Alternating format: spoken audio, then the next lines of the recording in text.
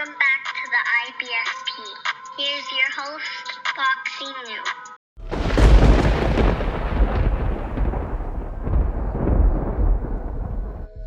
Fanboys, be advised, this video contains the absolute truth, may cause hurt feelings, and the need to thumbs down the video.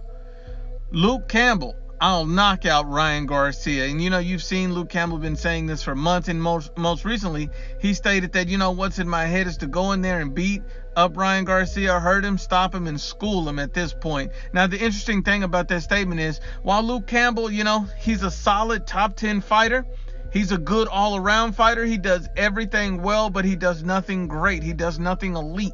He's a run-of-the-mill type of fighter with a good skill set, but not an elite one, not a great one. He's not a special fighter, but he's a good, solid top 10 level fighter.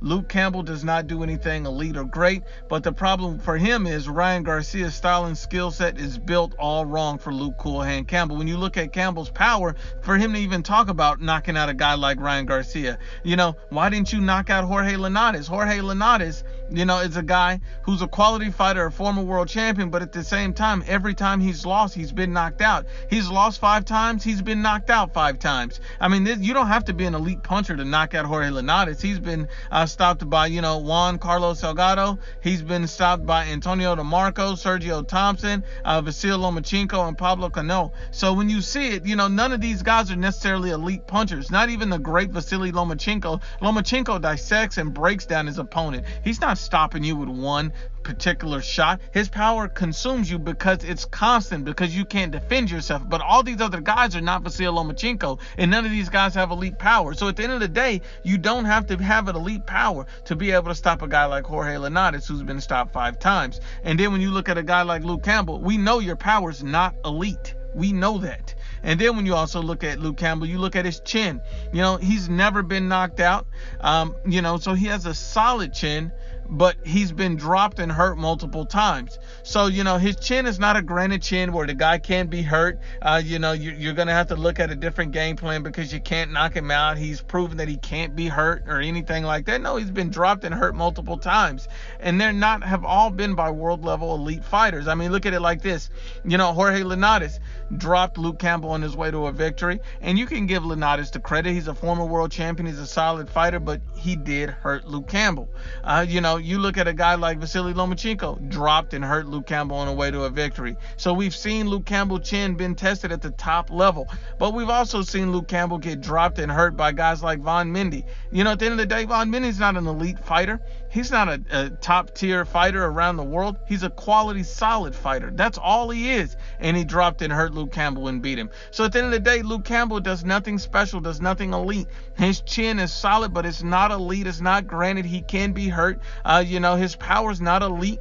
So we know this. He has solid power. He has good power, but it's not elite power. His chin is good and solid, but it's not elite. He can be hurt. When you look at a guy like Luke Campbell and you see his defense, it's average, it's solid, but it's not elite and it's not great. He can even be sloppy and reckless at times. That's why this guy walks out of fights with puffy eyes and all this damage, because Luke Campbell is there to be hit.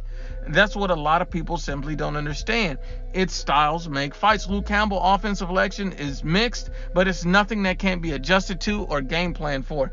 It is somewhat even predictable. Luke Campbell's a good, solid fighter, but at the same time, he's not elite and he's not great. And when you look at Ryan Garcia, he's shown flashes of elite skills in his fights. His power has been absolutely incredible, stunning, and shocking. You've even seen Ryan Garcia hand speed. His hand speed is shown to be elite.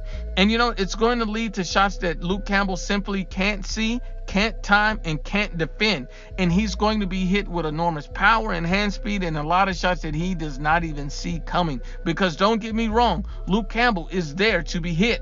And then people always overlook the fact that, Ryan Garcia trains with Eddie Reynoso, the 2019, boxing trainer of the year, through the Athletic. Ryan Garcia is training with the best trainer in boxing right now, and he's going to get the best game plan, the best tactics. This is a trainer who has proven championship and pound-for-pound results, taking fighters from where Ryan Garcia is to the pound-for-pound #1 elite status in Canelo Alvarez. You even see Ryan Garcia training with a guy like Canelo Alvarez in training camp. That's going to make a world of difference. Look, the problem is when people make predictions about this fight, it's always about their feelings and never about the facts. They look at Ryan Garcia's social media following, popularity, sponsorships, and they don't look at the hand speed. They don't look at the power. They write off Ryan Garcia as a hype job simply because they don't like his personality and ignore his discipline, focus, and elite training he's getting with, Eddie Reynoso and Canelo Alvarez. This fight will be a shock to a lot of casual fans. Ryan Garcia's style